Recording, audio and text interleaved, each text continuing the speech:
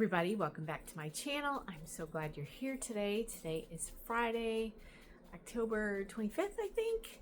I can't believe we're almost in November, but here we are. And today in Michigan, it is very much looking like fall out.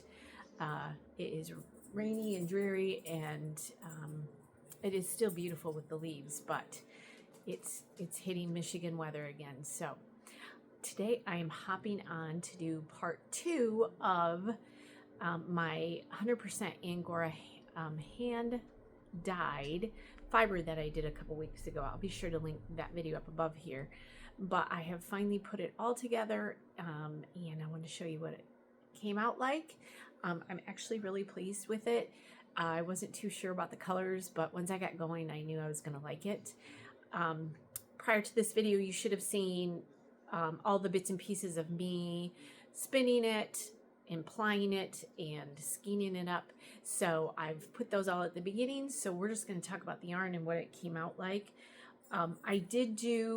So I had dyed 4.75 ounces of Angora, split it about in half, and that's about what it came out to as I was dividing and spinning. I figured it was almost about half. I also added in some white Angora and also some gray satin Angora. And the reason I know that is because we're going to be talking about satin Angora next week in our Friday fiber video. I learned a few things from satin Angoras that I did not realize before, so I wanted to give you that information. So we'll be talking about that soon. So this is a blend of the purple, the orange, white, and gray that I did. I ended up with two balls.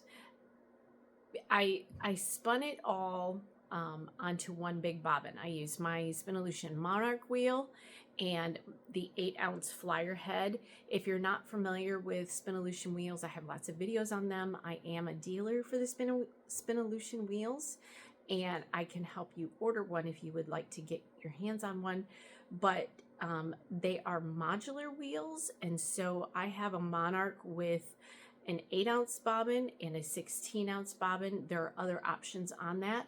So I spun all of this fiber onto my one 8-ounce bobbin, and as I was putting it onto the ball winder, I was spinning away on my ball winder, and it was a lot of fiber, I knew, or a lot of yarn, 1-ply yarn, and I knew that as I was doing it.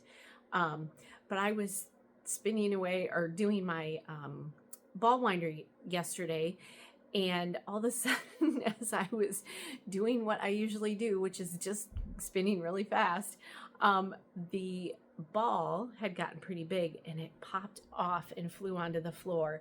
And so the center guts of my first ball came out. So it blew off the top and I had a mess. So, needless to say, I spent about 2.5 hours yesterday. There was a point where I got most of it. I don't know if you've ever done that, but when these balls get on the ball winder and they get pretty tight, if you pull any of this center out, it all kind of just comes out, and that's what happened.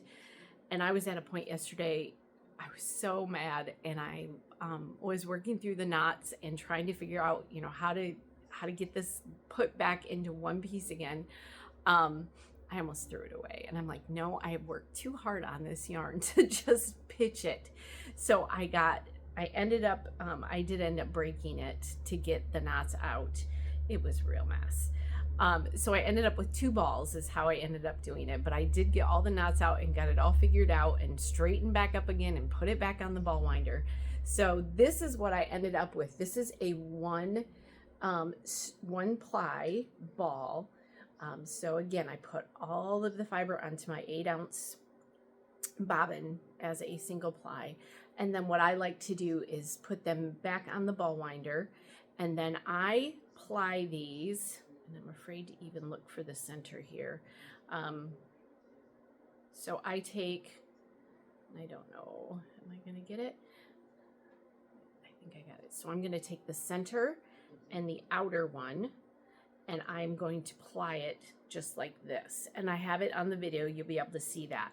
And so that's what I ended up with 2 center pull balls, only because of the whole mess I had. So I still need to apply this one back onto itself, but I wanted to show you what it ended up looking like. And I apologize, I do not have my sunlight today at all, so this color, it's kind of coming through. It's a little bit muted, but I think you'll see it better in the skein.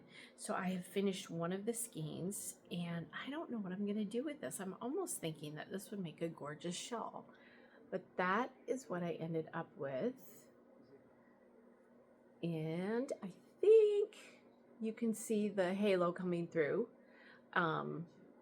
Again, as you work with Angora and as you wear it, you will get the halo happening even more, which is the beauty of Angora.